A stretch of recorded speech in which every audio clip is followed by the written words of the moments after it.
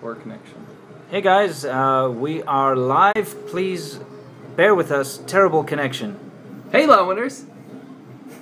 Hey, Lowenders, what? We're here with the stream. Hey, hello from Zigong.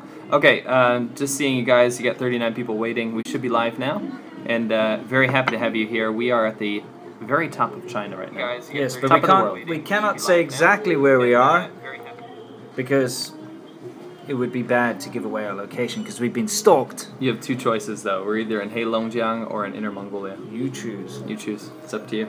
We'll take a little wager down below. Absolutely. Weirdly enough, before we start answering questions and whatnot, I wanted to first say that it is absolutely ridiculous that it is actually hotter here than in Guangdong in the south. We did not foresee this.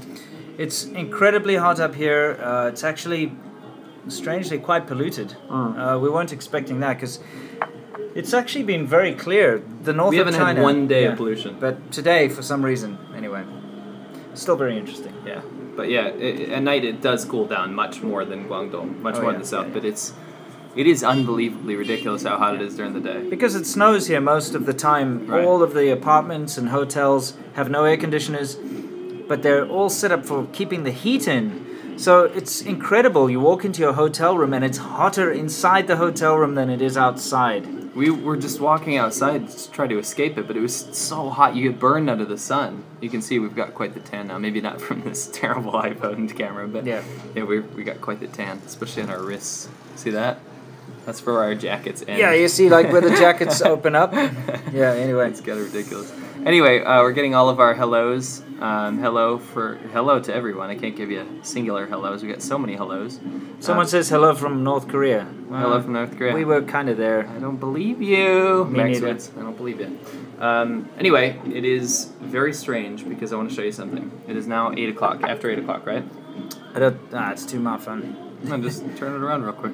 And we'll lose it. Anyway, we can't give away our location. We won't give away location. I'm just going to point it at the sky. Well, you can see this light, right? Yeah, that's natural light. It's natural light. It is, yeah. It's natural light. It's still bright. We can still see the sun out there, and it might as well be 4 p.m. in Guangdong. Yeah, that's how light it is right now. It gets light at about 3 a.m. Yeah, and it gets dark at about 8:30, maybe 9 p.m. here. It's ridiculous. Yeah. Right. Anyway. We are not in naughty Korea. Hello from nice Korea. No, we are not. Not anymore, at least. We're very, very close. We're very, very close. Might as well have been in there. That's how close we were. Correct. We were, however, in Russia. We've been to Russia. Oh, yeah, we did. We've been there. I mean, some of us have been there. Yeah, some of our body parts. Yeah, we basically stuck our hands and feet through the Russian border fence, so... The signs did tell us not to do that. Thing is, our feet have been on Russian soil. And our hands. Yeah. Well, so, I don't know. Is there bragging rights there? I don't know. Me neither. Whatever. Yeah. Anyway, I guess we'll start taking some questions, guys. Why don't you talk a little bit about when's the last stream we were in Shenyang, right? Were we? Oh yeah, we were in that. No, were we? Yeah, we were. Were we in that horrible restaurant? Yeah, in Shenyang. Wasn't in Harbin. I'm sorry. Yeah, it was Harbin. So the last time you guys saw us, we were in Harbin. Why don't you fill them in on, not spoilers, but a little bit what's happened, some interesting stuff. Wow, okay. It's been quite the journey. We've racked up almost 10,000 kilometers on our little 125 bikes. It's been insane. Every day we've been on the road. I think the shortest riding day we've had has been about 8 hours, but it's been 15 hours, 18 hours riding every day because we're with a film crew, and when you're riding with a film crew, they need you to stop and retake things, and they're constantly like, hey, we want to shoot you riding down here, okay, go back there, set up the tripods, wait for cars to go past, okay, now ride, let's get the drone in the air, let's get a drone shot of you guys, okay? So every time we stop, it takes at least like an hour or so to get the shots, and then we move on, and then, oh, look, there's another pretty place, let's stop again. If you guys know what it feels like to be in full leather gear, with the cut on that you Kickstarters, some of your names are on there, with our logo and everything, fully decked out in full motorcycle gear in the 36 to 37 degree heat, while our producers are in an air-conditioned car saying, hey guys, oh, why are you whining? Oh, what's wrong with you guys? It's not that bad. Meanwhile, they've only been outside for 20 minutes, and we're under the heat the entire time. Yeah. It's torturous. Never mind the insects. The north of China is just ridiculous with insects. We learnt a new word. It's called xiameng. And a xiameng is basically a deer fly. Deer flies are really, really annoying back home. I mean, we grew up with them, but you'd see 2 in the whole day. You know what I mean? You'd be like, oh crap, there's a deer fly. Yeah. Here, there are thousands. And when I say thousands, I mean there are literally thousands of them everywhere. Following you, following your bike. They chase you while you ride away. They look for any bit of flesh to put that little proboscis into your body and drink your blood. It is unbelievably uncomfortable. Not only that, you've got bees, hornets, gnats, midges, or michis as we call them. These things are just relentless, and they get all around you. They get in your helmet, they get in your nose, your ear, you breathe them in. They're just awful. They're everywhere. You actually said that you didn't even need to eat dinner last night because you ate that many gnats. Yeah, I was literally picking them out of my teeth. It was just terrible. It was really bad. Not to mention also, you said the bees and the hornets. When those guys get on you and you're riding, you freak out. Because, if they get in your helmet, they're going to sting you. You'll look down and they'll be on your leg. And you're like, ah! All over the road. It's very, very dangerous. Yeah, they have bee farms on the side of the road. Often the worst place. Selling honey. And, I mean, from the south of China all the way to the north of China, you're riding, and all of a sudden, you'll go through a swarm of bees because they're flying across the road to get back to their little hives. And it's just like bees, bam, bam, bam, bam, bam. Oh, man. They say, bees won't bother you unless you bother them. But the problem is when you're riding 100 kilometers an hour down the road and they're on their migration back, you're getting pelted by them. They're going in your jacket. Remember the elder bee? The elder bee. He fought a top boss bee. It was white. It was like this ancient bee, and it went into his shirt. It basically got stuck in between my my jacket and my cut over here. And I heard this horrible buzzing noise. You could hear it as well through the intercom. It's like I could hear it. It was that loud. And I was like, where is this coming from? So I pulled over, and I was like, where is it? And every time I turned my head, it was getting louder and like, where?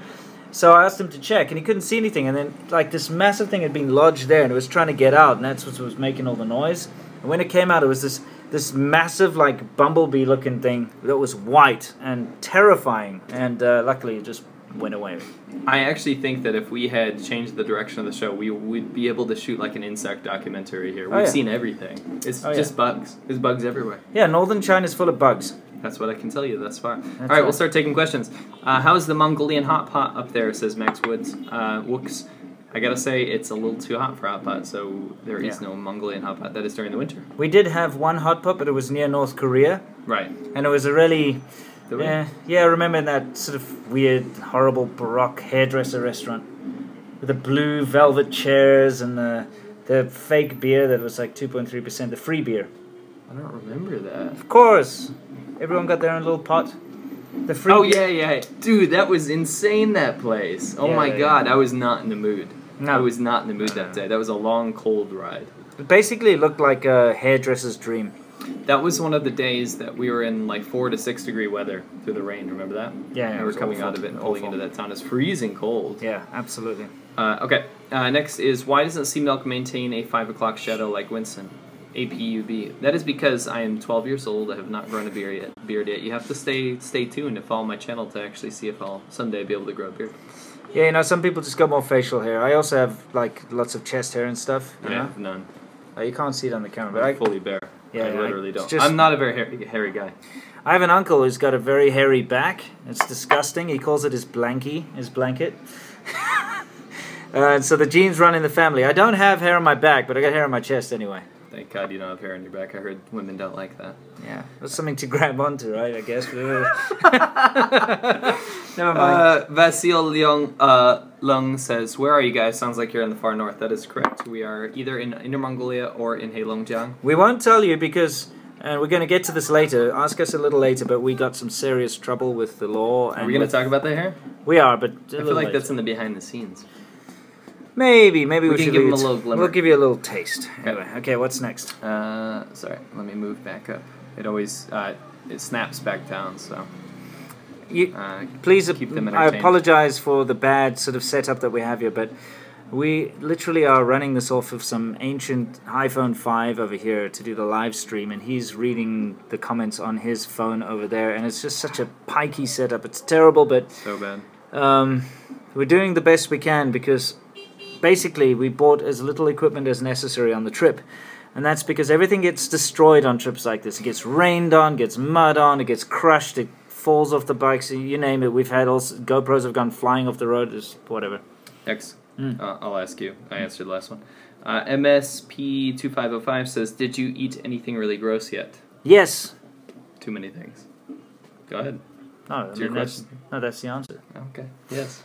I mean, I can't spoil it, right? No, because I know, it's going to be in the documentary. Okay, I'll clarify. Have you eaten anything grosser than the first season? Yeah, I'd say the first thing we ate down in Shandong was probably...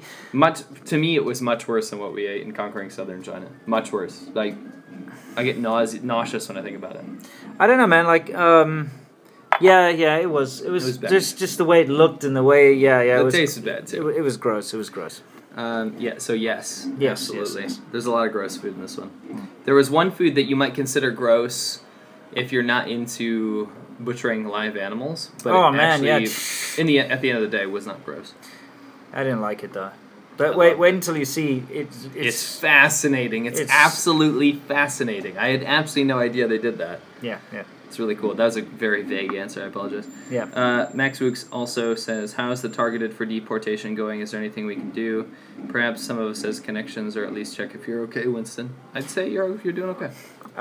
It's difficult to tell, but you know the fact that our passports have been scrutinized at least 3 times on this trip by both SWAT teams, soldiers, military personnel, party members, and police investigators. Who we can't give too much away. Yeah, okay. It seems okay. However, I'll only really know in about a week or 2 when I leave China to go on holiday with my wife. And when I try to come back in, Guys, is when we're really going to know. I don't know if it's connected, but something happened to us the other day in a location I won't disclose, but it was hair-raisingly scary. It was, we expected some heat. Yeah. We did not expect what happened to us, and I actually am surprised that we're sitting here being able to do this right now. Oh, yeah. We thought it was over. over. We went through some pretty serious stuff. If anyone is a patron of mine, you can go read it. or Seamilks, we elaborated a little bit on our Patreon. We told you 10% of what happened. It was bad. If you're not a patron, chuck in $1 and you can read about it. You know, on either of ours. Just saying, on either of ours, or both. If you want to see 2 sides of the story, that's even better. Anyway, the full thing will come out, of course, in the behind the scenes. We actually got a little bit of footage of some of this stuff. I managed to get a little bit. I wish I got more. Just a little bit. Those guys were real bad. Oh, anyway, Nasik says, 我是全世界最大的人. That's cool. That's great. Really, the biggest person in the world. He's the biggest man in the world. In the universe. What's the evil uncle count up to now?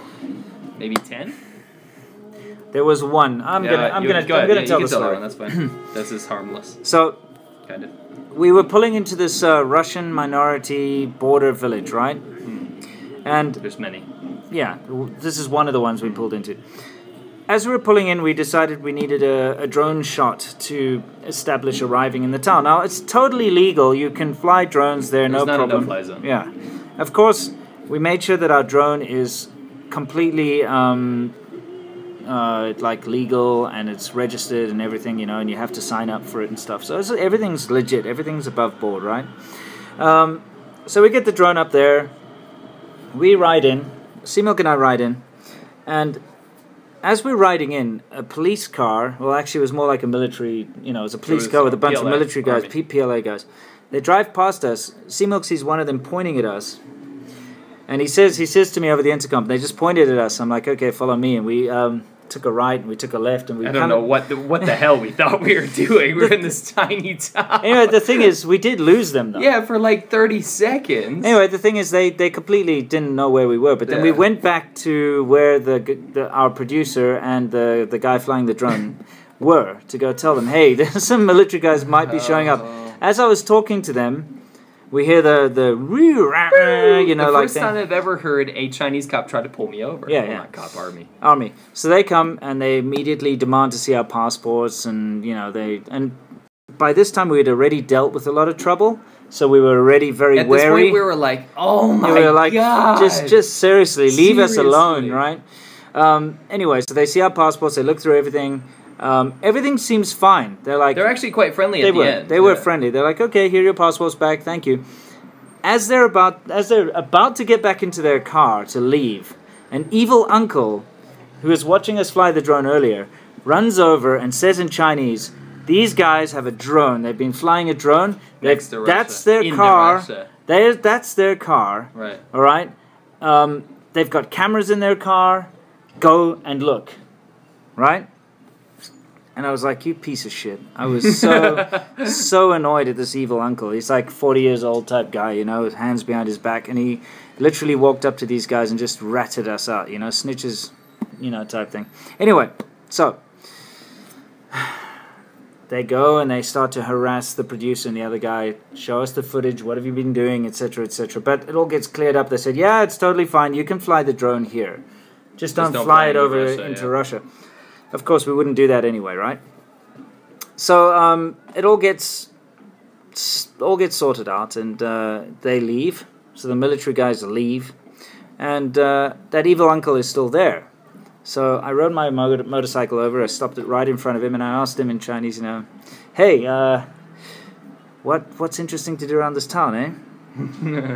And yeah, do you guys have some nice food here? Do you have some local beer? You know, and how's life? You know, and he was very sheepish, and he backed down, and he was like just saying some nonsense. You know what I mean? Anyway, we lost connection. However, it will probably buffer. Will it? And yeah, it will buffer for sure. So everything you said will be there. We just have to keep that in mind. Okay, yes. So the evil uncles were on our ass, and it sucks. Yeah. Anyway, that was one evil uncle incident. We had a couple, but that was the worst one, really. The conversation continued. Nasik, 你多大? He said 很大. Okay. Anyway. 你不会打我. Did you guys recover? I hate how this snaps down. This really pisses me off. It hasn't caught up for me here. I'm a little bit worried. All right. Is anyone saying that the chat or that the stream's dead? I don't know. Can you guys still see us? How do you guys recover from tiring every day? We definitely don't recover. It kind of compounds. And to be honest with you, like, we will have spurts in the morning after our morning coffees or whatever we manage to pull out of our ass for caffeine. And we will get on the road and we'll be okay. And then it just gets worse and worse every day. We need rest days. We've had like 2 or 3 for almost 40 days now. Yeah. It's been compounding. It's been really, really hard. And I'm not trying to sound like a wuss or anything, but when you do 200, 300, 400 kilometers a day on these back roads, it's kind of pounding you the whole time. It's super hot, and then you have to film in the sun, and then the cops are on your ass, and like military's checking your passport, and they're like, "What are you doing here?" They're searching your car, taking your bags out. Taking your bags. All this stuff really gets to you. It's been, I'll say this. It's been the most serious and most difficult thing we've done thus far, for sure, in China. Absolutely. So yeah, it's been rough. Playing with airplane, says Jesper. Did you see any defectors? No, maybe. Probably. Probably. I mean, we met some people that were North Korean for sure. We met a bunch of North Korean people. Actually, one of the most interesting experiences of the trip, and we can't really talk about it because we don't know if any of that's going to make it into the documentary. We pray and hope that it can, because we took some amazing footage. It's the best stuff that no one's ever seen before. Best footage of the trip. Yeah. And the thing is, we got shut down and shit got deleted, but we did manage to recover most of it. Shit didn't just get deleted. Like we were at a moral crossroads, basically. Yeah. So I don't know if it's going to make it into the show or not, but we're going to try our best. Let's put it that way. Min Tian Lu says, "Do you go to massage?" We did get a blind person massage. Yeah, we did. That'll be in the show. Very funny. You'll see it. It's ridiculous. Yeah. How are your families doing in your absence? Well, we use video chat on WeChat to call them every day, and they're doing better than the first time, I think. It's really, really hard to... I miss my daughter so much, but she seems to respond well to the video chat. Technology's great nowadays. It helps us stay in touch. Yeah, I mean, my wife obviously misses me very much, as I miss her too, obviously. It sucks. It sucks to be away from your wife. My other family, I barely speak to them anyway, my parents and stuff, so that's not a big deal. I mean, that's just kind of the way it is. Although we occasionally talk, it's not a big deal. But yeah, my wife misses me a lot. I miss my wife a lot. That's very nice. Vivian Way asks, Seamilk, can you grow a mustache? No, I can't. Thanks, babe. I appreciate that. That's really sweet. Maybe give him a Dirty Sanchez. That's a kind of a mustache. Anyway, let's continue. I lost my connection here. I believe we're still going. Okay, cool. Tell us to come. Are men and women taller in the north than the south? For the most part, yeah. What do you mean? Men and women tolerant about what? Taller. Oh, taller. Absolutely.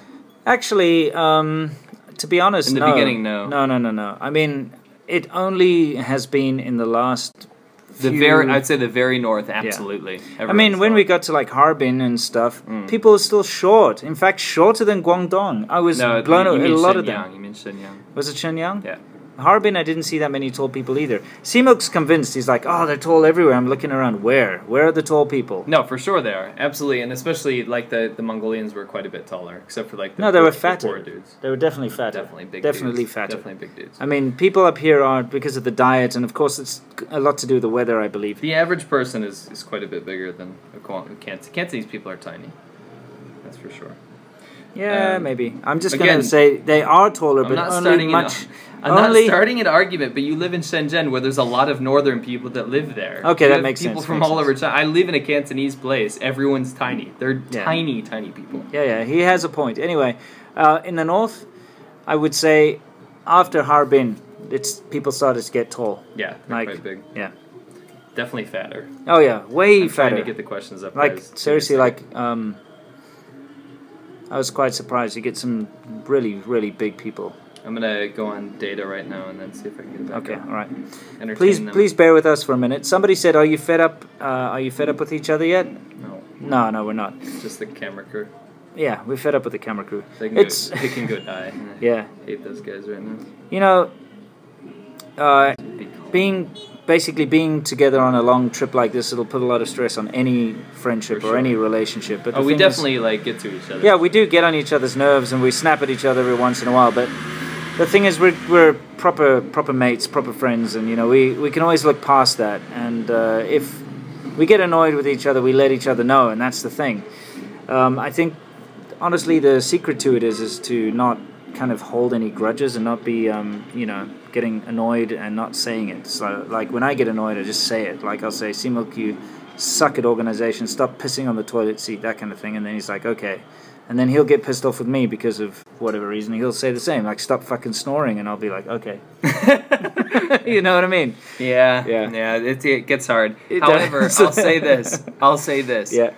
We can get a little bit pissed off at each other sometimes, but when you have a common enemy, which is the assholes that have been searching us the entire time and trying to bust us and get us kicked out, sabotage then we become super close. Everyone's on the same team at that point. Absolutely. For sure. Oh, my lord. By the way, Seamilk has a new nickname. It's Roald Dahl. Roald Dahl. Why don't you explain that? Well, everybody knows Roald Dahl because he's a famous children's book writer, but Seamilk rolls around in his sleep in an incredibly noisy manner. And we share hotel rooms. Obviously, we don't share the same bed, obviously. Well, we don't have to. Yeah, of course. 2 beds. But we still sleep kind of next to each other. In fact, like, let's see. This is our current room. See? There's 2 beds. Can you see them? They are made of wood, by the way. Chinese beds are incredibly tough and hard, and for whatever reason, that's just the way... I'm actually going to say this. I hate Chinese beds. They suck. Me too. And whatever excuse you have for sleeping on a piece of wood is not good enough for me. Yeah, they literally you are have enough planks. money to buy a mattress. Yeah. Buy one. Anyway, so we're sleeping kind of side by side there. I occasionally snore. Not that often. Okay, wait. You're going to call me out for rolling around at night and call me Roald Dahl. But you do every night, though. But you snore bad, dude. And especially, like, I'm a light sleeper, man. I'm not arguing about that. I'm a light sleeper, too. I roll, he snores. So when he Roald Dahls, then, he wakes me up, and then I snore, that wakes him up. He Roald Dahls, it wakes me up. We don't get a lot of sleep on this trip. Let's put it that way. Let's put it that way. How many miles are you guys doing a day? I'd say... for the most part, we're doing between 200 and 500 kilometers a day, usually. No. The lowest we've done is about 300 k's in a day. I'm just averaging it out. Okay, yeah. So I'd say probably about 200 miles a day. 200 miles a day would be a good average. Yeah. Yeah. But it's not. We've never touched a highway. Yeah. Most of the roads have been pretty good, but some of them have been incredibly dangerous. So we've had a lot of close calls. The problem is motorcycles are not allowed on the highway. Although in some of these northern provinces they do allow them. Yeah, but tomorrow. But you need a special like a certificate to say that your bike is allowed on the highway. And unfortunately, our motorcycles are only 125cc, and that doesn't cut it. It has to be like a 250 plus. It has to be able to reach a certain amount of a certain speed and all that. And so we can't go on the highways. We have to go on the really terrible highways. I mean, the bad roads, the Gordals, the national roads, the county roads, the farm roads, the provincial roads. Sea Milk, say hi to your baby. She's watching. Hi, baby. Hope you're enjoying it. Have you taken any wrong turns that have ended up being great? Anything uplifting? When we were in Liaoning province, we took a ridiculous wrong turn, which was a goat path. Yeah. And we ended up on a treacherous mountain cliff, and it was beautiful up there. It was awesome. Yeah. And I found a one-legged woman that gave us the wrong direction. She told us, yeah, you can ride up there. Go for it. And it was a goat path. It was a goat path. We ended up on the mountain. We had to turn around. The road basically went, it was ridiculous. Remember how the dogs chased me out of that place? Yes. That must have looked epic from the road. What did it look like? You were like, I heard you on the intercom. You're like, and you're like, and you're like, yeah, it's just like I'm just barreling out of this dirt road. Just see this bike coming, and these dogs chasing after me. It was ridiculous. It was pretty funny. Where's that vodka? Oh yeah, we're drinking some Russian vodka that we picked up on the way. I'll go fetch it. Okay, cool. I'll answer this one. Can you generalize on the differences between the characters of northern and southern people? Southern people, for the most part, that we've been much more shy. Definitely more money oriented. For sure. But the people that we've met up here have been absolutely fantastic. Very accommodating, super friendly. If you watch my new video on Laudi 6, actually I talk about that. We were kind of blown away with how blindly generous everyone's been up here. It's been really good, except for the crap army people. Oh, absolutely. You guys are shit. The army people, the police people, the whatever people. They call them party people, but they certainly aren't very fun, are they? Boy. So Winston snores and Sea Milk moves a lot in his sleep. A fine combination. Get noise-canceling headphones. I actually forgot them. Are you guys going to visit my country, says Kim Jong-un. Maybe someday, yeah. Conquering Western China, Sea Milk invests in earbuds to cancel out the snoring, and Winston invests in belts to tie Sea Milk down. Cheers. This is very good vodka, by the way. It is. It's great. You introduced me to this. Yeah, much better than, if you guys haven't tried Russian vodka, it's much better than Smirnoff or any of those brands. Russian people have very good vodka.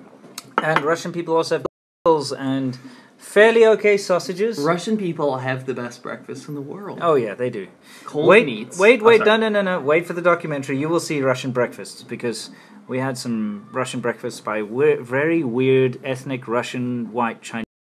They were so cool. Who only speak Chinese, and they're Chinese, but they're Russian. They look like they could be our grandmas. Yeah, absolutely. They were really cool, dude. They were awesome. They were awesome. Some of the coolest people we met. Next is... Sorry.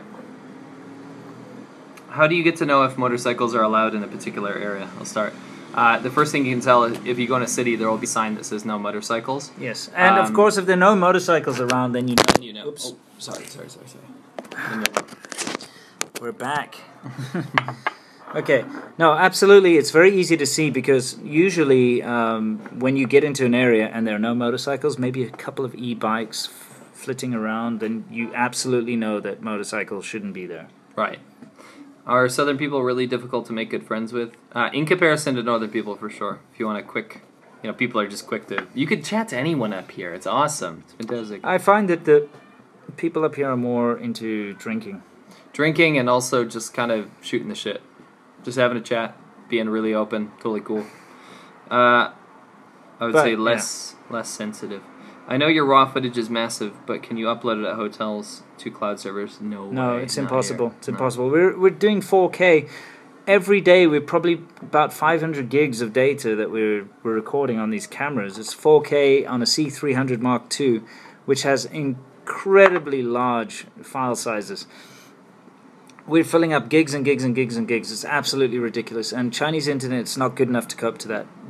But what we have been doing is, at certain intervals, we've been sort of sending hard drives by post, sort of back to Beijing. Yeah, we've actually sent all our footage back already. Yeah, most of it, and people. Beijing, Guangzhou, it's all over the place. Yeah, and we send it to different people in different cities so that we make sure that it's still intact. You know what I mean? It is a bit worrying. Our hotel's super cheap. I had near 5-star in Fushun for $60. Some are $20. Get separate rooms is worth the next time. Have your backers support separate rooms. No, we will not charge you extra money for our discomfort. Yep. Agreed. Hold on. Plus, guys, we're already way over budget, by the way. If anyone, oh, it's so expensive to do this, dude. People don't seem to realize, but when we go to set up these shoots and we have to go meet people and stuff, expenses roll in. Like if you're going to go meet some stupid tribe that does some random thing in some forest somewhere, you have to find a fixer and you have to pay the fixer. And then when you get to the tribe, they want you to pay for like a reindeer they're going to slaughter or something, and it all adds up. It's been we've done ridiculous. Our best. We've done our best to find everything that's completely natural. We have not gone to tourist areas. We have done an amazing job, I think. Yeah.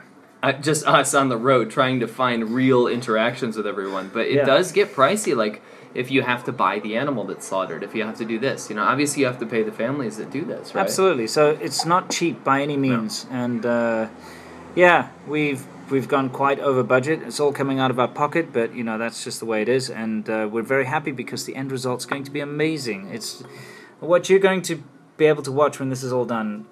Nobody's ever done this stuff before. It's great. That's for sure. Yes. Have you guys ever feared for your lives at any times while filming Conquering Northern China? Well, political stuff aside, we have had a lot of close calls with trucks and bad roads for sure. It's been very, very dangerous, but it's kind of the normal Chinese fare that we're used to, Yeah, I can say that there are probably 3 incidents on the road where we almost died. Like honestly, like Sea Milk with this big truck in that rain. Remember that time? Yeah. And that time where I was on that rural path and that car just came around the corner on the wrong side of the road, and I was in the same thing, and I slammed on brakes. He slammed on brakes, and oh man, it's dangerous. Riding and driving in China is dangerous anyway, but imagine in the rural areas where there are no rules and nobody, adheres to anything. It's been insane. For sure. Yeah. There's a lot of more questions, but we're actually over the time limit now, guys. Let's get a couple more. We'll get a couple more. Yeah. Commentary on the dialects. I'm actually about to talk about that behind the scenes tomorrow, so don't worry about that. You'll hear about it soon. Yeah. Are there any foot wash shops up north? Meaning like foot massage, of course, everywhere. In China, it's not as common as in the south. To be fair. Yeah, definitely. To be the fair. service industry here is much less prevalent. Definitely, there's like stuff closes down earlier. People aren't chasing money all the time. Like that's something I noticed compared to the south is that there's businesses that stay open 24/7 in Guangdong because they don't want to lose a customer. But here it's not like that. Someone quickly asked about my broken license plate. Yeah, just got that. Okay, just nothing. You can't do anything. You actually got in trouble for that the other day. Yeah, I did. When the military raided us, and those douchebags really were thorough. Wanted to see all our paperwork, and wanted to see all our licenses, wanted to see our visas, our entry stamps, our everything, and whatever. Because I didn't have a license plate on my bike, I almost got into some serious trouble. But we managed to deflect because I had photos of when the license plate was on the bike. Yeah. So I could show them that it had just come off in the last couple of days, and they were like, you better sort that out as soon as you can, So it was kind of okay. So you might say the extra money that came over the Kickstarter goal came in super handy. Not only handy, it was absolutely imperative that we got actually that extra money's already been spent. It's all been spent. Oh my god, like we've been roughing it, dude. Like it's actually, I can't believe how much it's actually cost to do this. Yeah. How long will the final documentary be? There will be 4 one-hour episodes, and there will be 1 episode that is behind the scenes, and then a lot of behind-the-scenes episodes after that. Yeah. Can't wait for the end product. Is there a date in place for your premiere? We will let you know. After the trip's over, we'll continue updating you on Kickstarter. We'll absolutely. Do some I mean, all that kind of stuff. the way it's going at the moment, it's probably going to be in Beijing. Absolutely going to be in Beijing. Or we could maybe twist their arm to do it somewhere better. I think we could do it in Beijing now. Yeah, I guess. We'll see. Anyway, probably going to be in Beijing. And we don't have a date, but we're guessing it's going to take 3 to 4 months for them to finish the edit. Yeah. Where are they, by the way? They just went out to get some footage, actually. Is this video going to be stream going to be available as a video? Yeah, you can watch it as soon as we're done. Yeah. Keep the shiny side up. Take care. Thank you very much. Thanks. You guys should supplement your trip working part-time jobs by working part-time. By the way, what do you guys think of the videos we've been releasing? Because I must say, I'm personally very impressed what we've been able to pull. It's been hard to put out content. We've been putting out content on our phones, and I mean, literally, the videos that have been on my channel, I think there are 4 of them now, all shot, edited, uploaded, thumbnails, everything on an iPhone. I'm well impressed that it's even possible. And same for you, except you got your wife to do one for you as well, right? Yeah. It's been difficult, though. It's hard to put out content when you're on the road here. Like, we're filming from sometimes 4 a.m. until nighttime, so it's been rough. Yeah. Are you guys interested in doing a Conquering Eastern China series? No, we'll do Western China if there is enough support.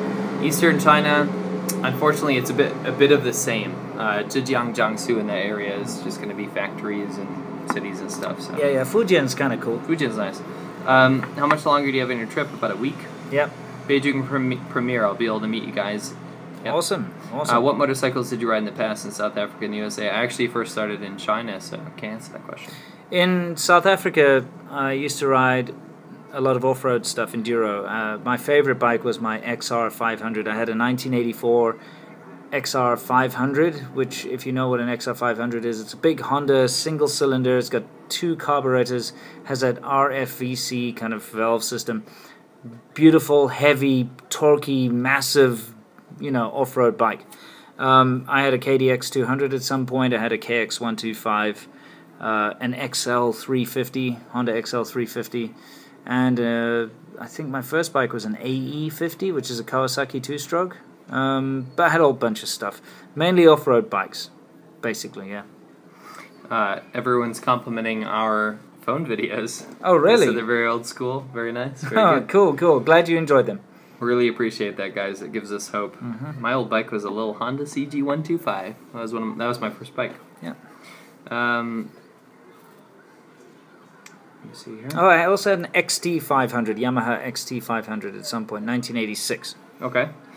I'm sorry, guys. We're gonna have to cut it off here, but we will keep in contact with you guys. Absolutely. Stay tuned. I believe Rick has put up a Kickstarter update, or we'll do it later. Yeah. With some photos and by stuff. the way, I want to apologize for the lack of frequent updates. We've been going through areas where, first of all, cell phone signal has been very difficult to get. We've been pushing for it non-stop, but it actually has been really hard to do this stuff. It was one thing to kind of film every day, but it was another thing to actually have to deal with this unbelievable military presence every day. And it's been like that for the past 2 weeks now. We're finally maybe on the home stretch now. We might not have to worry about it, but it's been keeping us up, dude. It's been pretty hectic. I'm not going to lie. It's been hard. So I apologize for that, but don't worry, you got plenty of content coming at you soon. Absolutely. We will be on Kickstarter updates during the whole thing. We'll be doing ADV stuff about this later on. You got behind the scenes stuff coming at you. There's all kinds of good stuff that we have captured. We have not missed any opportunity to film this stuff. Yes, it's been amazing. So. Yeah. Appreciate it, guys. Really super, super big thank you. We had no idea how much this is going to come in handy, especially with the stretch goals, because it's been expensive, it's been tiring, it's been hard, it's been unbelievably stressful, and we really, really appreciate all you guys' support. Yeah, if it wasn't for you guys, this wouldn't have happened, and I'm pretty sure you're all going to be happy with the outcome, though, because we've basically put our lives on the line to get this done, and I'm so happy with what we've got so far. I actually wanted to say one more thing. Going into it, I had premonitions that it would be like Conquering Southern China. I can safely say it's twice as good, if not better. It's gonna be good stuff, guys. Trust me. I'm waiting on bated breath for the final product myself, and I acted it. Thanks, guys. You are the reason this was made. All I can say is that you have our appreciation and heartfelt thanks. Absolutely. Finish the bottle before the end. We can do that. Oh. All right. Hang on. For you guys. Perfect. Oh! Sorry, guys. CMO's the most disorganized person when it comes to cables. Well, I think you hit that one.